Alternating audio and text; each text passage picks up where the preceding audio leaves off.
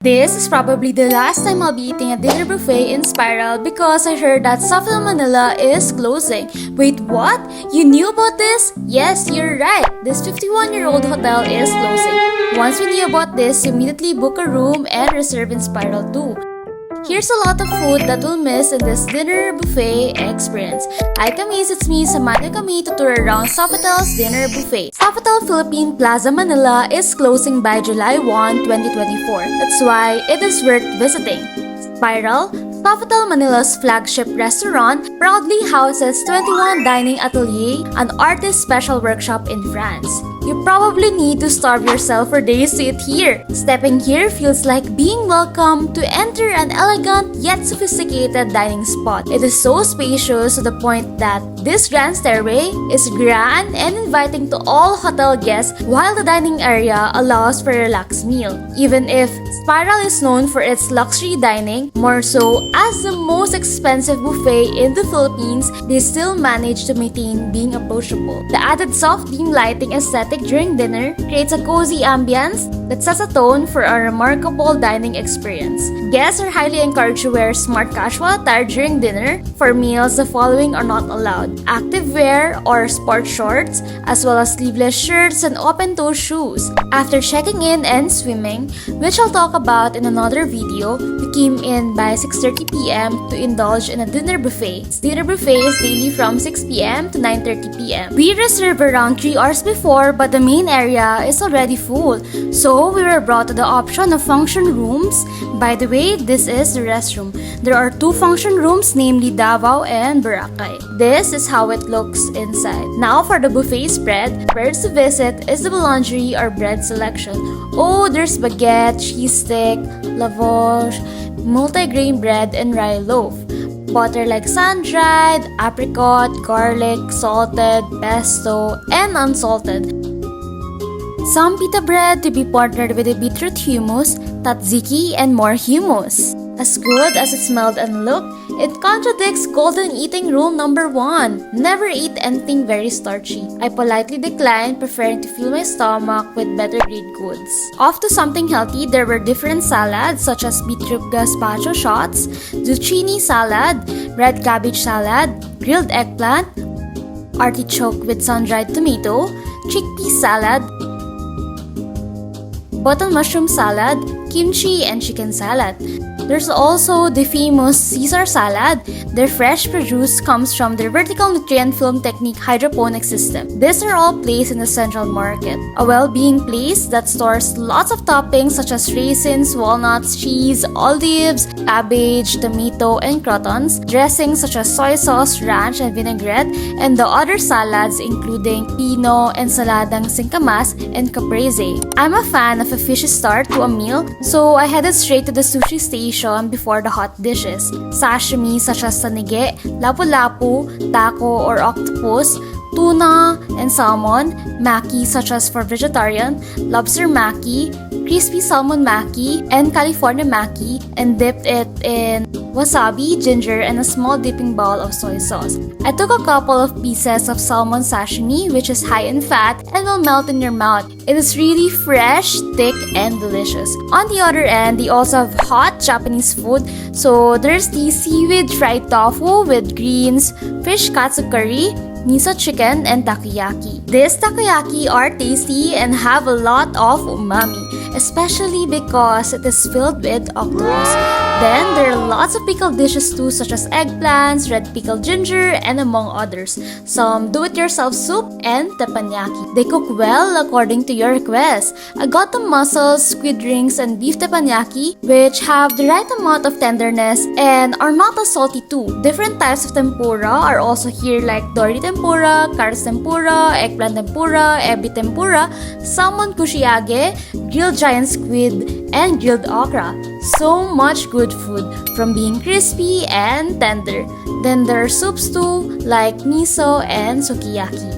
As a certified seafood lover, this is my favorite section. We have the crudo bar for salmon, shrimps, and other fish and meat, gravlax or grave salmon, then lots more of seafood such as blue crab, Maine lobster claw, mussel half shell, Maine lobster, scallops, karacha, local clams, and shrimps paired with tartar sauce, cocktail sauce, soy sauce, mignonette, Thai sweet chili sauce, and wasabi mayonnaise. I requested for the steamed shrimp, which is juicy and has a subtle sweet taste. Then of course, this abundance of seafood let me try the all-time best lobsters. Though not that well seasoned, all these seafoods are fresh and have a rich taste. Now, for the popular luxury food, the lobsters, it has a sweet, briny taste that is desirable. Its texture is firm, tender, and smooth, which I love about lobsters so much.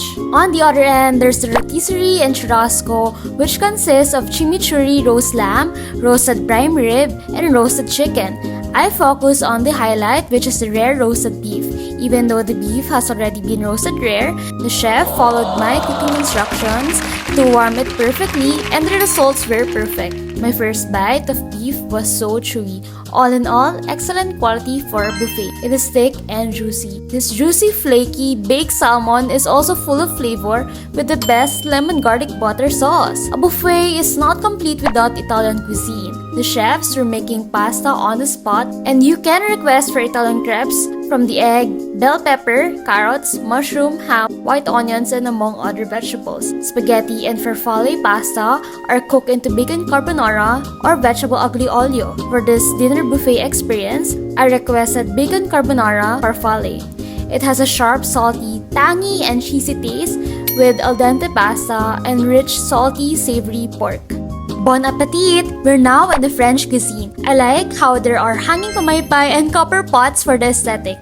Pizzas include all vegetable pizza, plain cheese pizza, margherita pizza, Hawaiian pizza, 4-cheese pizza, and all-meat pizza. Then, there is also tartiflette, French beans with shallots, truffle mac and cheese, and broccoli cheese croquette. Perfect for the meat lovers, this is the all-meat pizza that has a delicious crust piled high with sausage, pepperoni, ham, then topped with cheese. Not that greasy, it actually tastes good. And of course, we can miss their famous foie gras. This gourmet luxury dish has a flavor that is rich, buttery, and delicate. French soup is also available, like this pumpkin soup. This is the area where they serve the requested cooked seafood directly to guests or to waiters for them to serve it to the guests.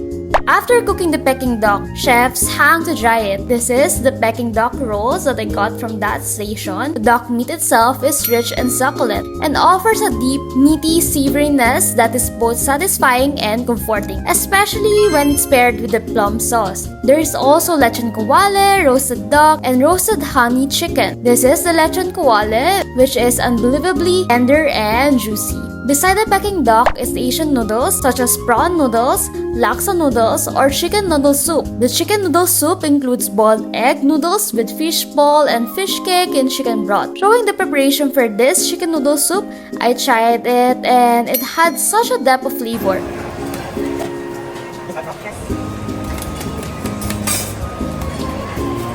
I can definitely taste the real chicken in it, even though there was not a single piece of chicken within the soup. But I really hope that they can add chicken strips in the future so that it would be more filling. Now this is the laksa soup, having a thick seafood broth with tangy, spicy, and sour flavors.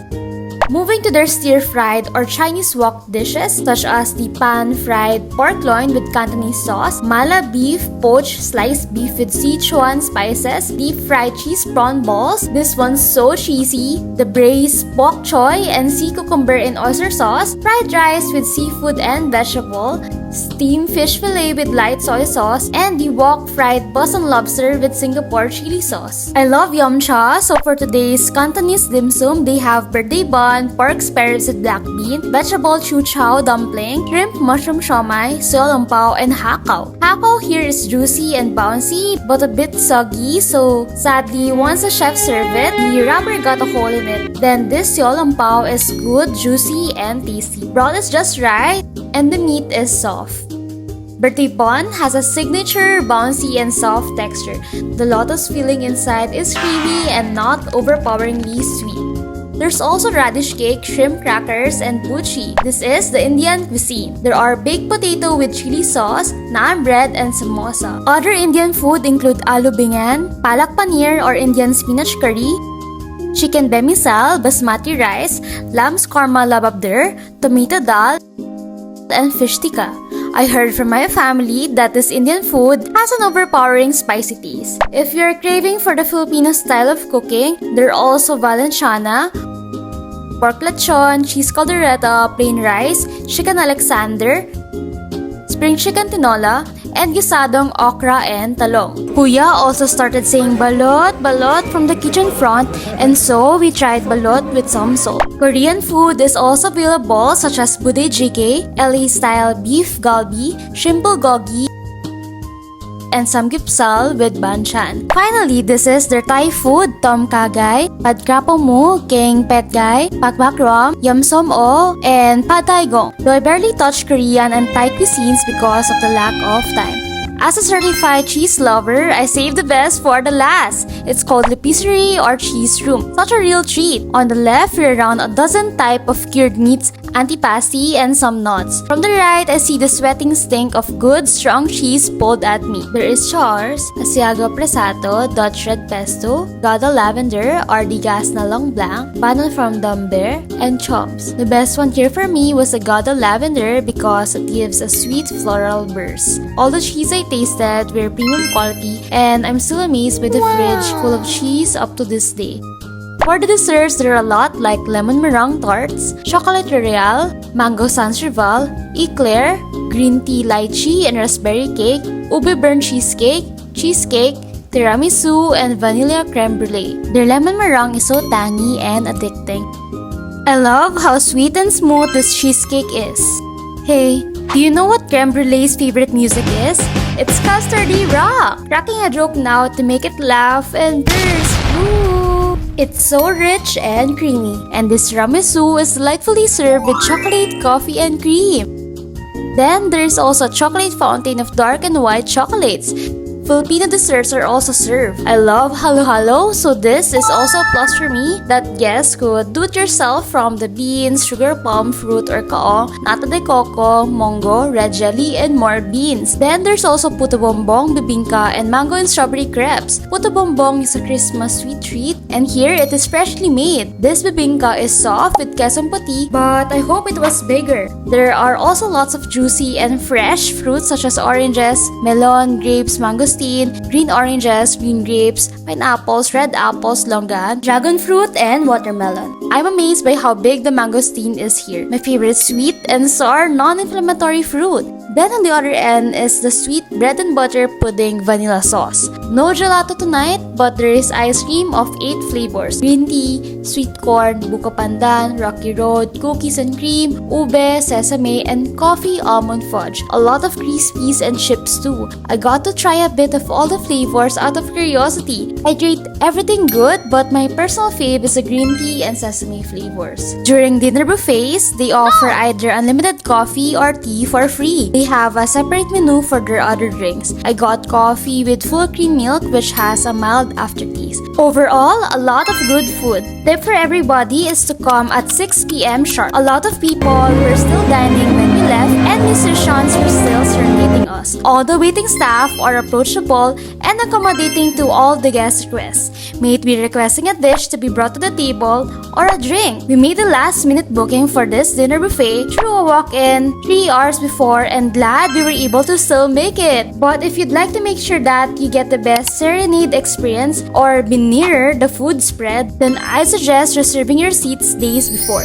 This dinner buffet costs 4,900 pesos. As for the lunch, it costs more than almost 2,000 pesos. The food spread is the same for lunch, but there are unlimited non-alcoholic and alcoholic drinks. So you can try to grab that too. Note that there is an additional discount for Accor Plus members. I would rate this dinner buffet a 9 out of 10. Before we end this vlog, what do you think about Sofitel Manila's Spiral Dinner Buffet? So what are your thoughts on its closing? Comment down below. Their buffets are still ongoing until the end of June 2024, so better reserve it while it still lasts. If you want to know more or relive more about the staycation and dining experience, check out my vlogs on Spiral's Breakfast Buffet and Sofitel's amenities and room review. Hope to see you again, kamis, in my next videos on my recipes, restaurant and staycation ratings, travel vlogs, lifestyle, music, and art.